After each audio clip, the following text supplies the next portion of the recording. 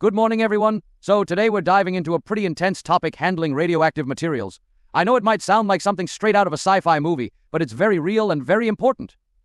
We've got to be super careful and precise because this stuff can be dangerous if we don't handle it right. So let's get into the nitty-gritty of how to work with radioactive materials safely. First off, let's talk about what radioactive materials are. These are substances that emit radiation as they break down. This radiation can come in different forms: alpha particles, beta particles, and gamma rays.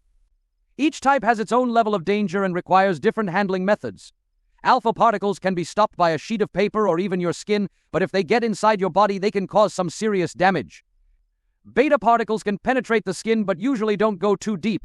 Gamma rays, though, are the real heavy hitters. They can go through almost anything and require thick shielding to stop them. Alright, now that we know what we're dealing with, let's move on to the safety gear. When handling radioactive materials, you have to suit up. We're talking about wearing lab coats, gloves, safety goggles, and sometimes even full body suits and respirators. The idea is to create a barrier between you and the radiation. This gear is crucial, so never skip it. If you do, you're putting yourself and others at risk. Next up is the workspace. You can't just handle this stuff anywhere. You need a specially designed lab with proper ventilation, shielding, and containment measures. The lab should have lead-lined walls or other suitable materials to keep radiation from spreading. Work surfaces need to be covered with absorbent materials that can be easily disposed of if contaminated. And don't forget about those fume hoods. They're essential for venting out any radioactive gases that might be released during your work. Now let's talk about storage. Radioactive materials need to be stored in designated areas that are secure and properly labeled. These storage areas should be locked and only accessible to authorized personnel. Containers for radioactive materials are usually made of lead or other heavy materials to prevent radiation from escaping. Always label these containers clearly with the type and level of radiation they contain. It's also a good idea to keep an inventory of all radioactive materials in the lab so you know exactly what you have and where it is at all times. When it comes to handling radioactive materials, the key principle is ALARA, as low as reasonably achievable. This means minimizing your exposure to radiation as much as possible. There are three main ways to do this: time, distance, and shielding. Spend as little time as possible handling radioactive materials. The less time you're exposed, the lower your dose of radiation will be. Plan out your work ahead of time so you can do it quickly and efficiently. Distance: keep as much distance as possible between yourself and the radioactive source. Use tools like tongs or forceps to handle materials from a distance. The further you are from the source, the lower your exposure. Shielding: use appropriate shielding to protect yourself from radiation. This could be lead shields, acrylic barriers, or other materials designed to block or reduce radiation. Always make sure your shielding is in place before you start working. Let's not forget about monitoring. You need to constantly monitor radiation levels in the lab. Use devices like Geiger counters, dosimeters, and scintillation detectors to keep track of radiation levels. These tools will alert you to any spikes in radiation so you can take immediate action. Each person working with radioactive materials should wear a dosimeter to measure their exposure over time. Check these regularly to make sure no one is getting exposed to dangerous levels of radiation. Cleanup is another critical aspect. If you spill any radioactive material, you need to act fast. Evacuate the area and notify everyone in the lab. Use absorbent materials to clean up the spill and place all contaminated items in a designated radioactive waste container. Never try to clean up a radioactive spill with your bare hands. Always use appropriate protective gear and follow the lab's spill response procedures. Disposal of radioactive waste is a big deal too. You can't just throw this stuff in the regular trash.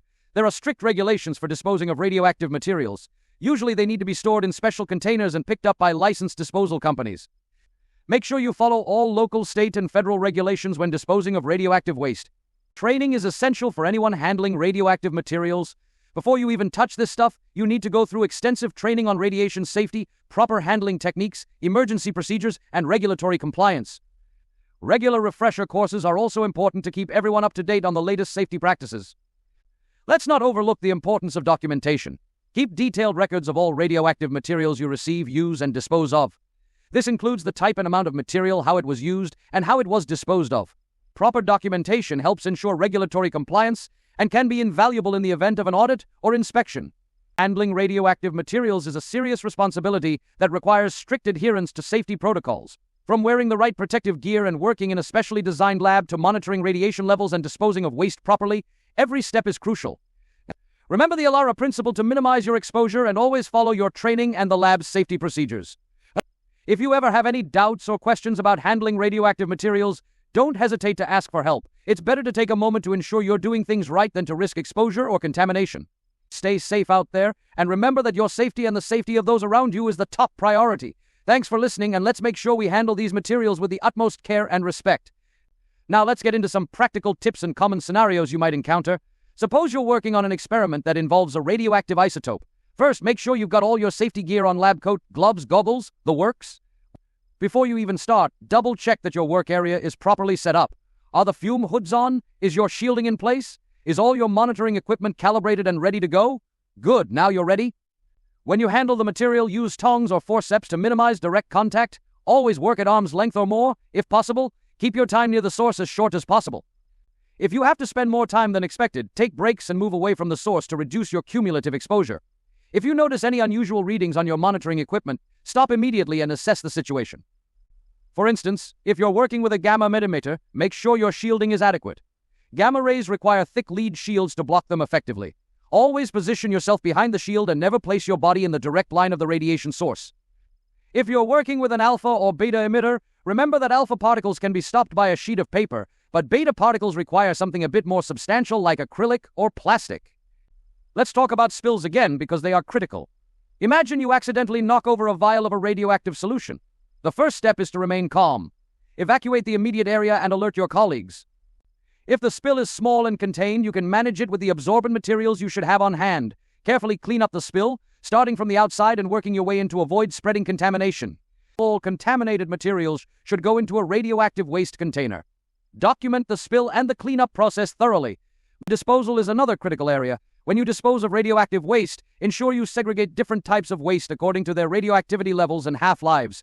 Short-lived isotopes might be stored on site until their activity diminishes to safe levels, while long-lived isotopes will need to be transported to specialized disposal facilities. Keep detailed logs of all waste disposal activities to maintain compliance with regulations and to provide a clear trail of accountability.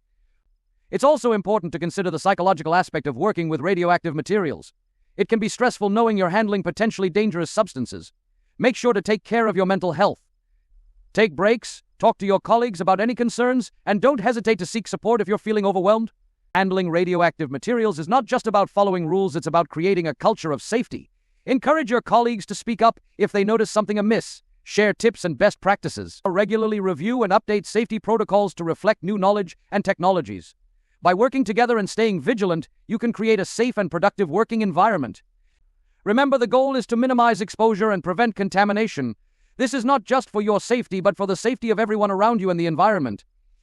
Radioactive materials have incredible potential for scientific discovery and practical applications, but they must be handled with respect and care.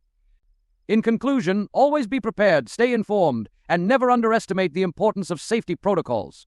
Handling radioactive materials is a responsibility that requires attention to detail, rigorous training, and a commitment to safety. Stay sharp, stay safe, and keep pushing the boundaries of science with care and caution. Thank you for your attention, and let's make sure we handle these materials with the utmost respect and precision.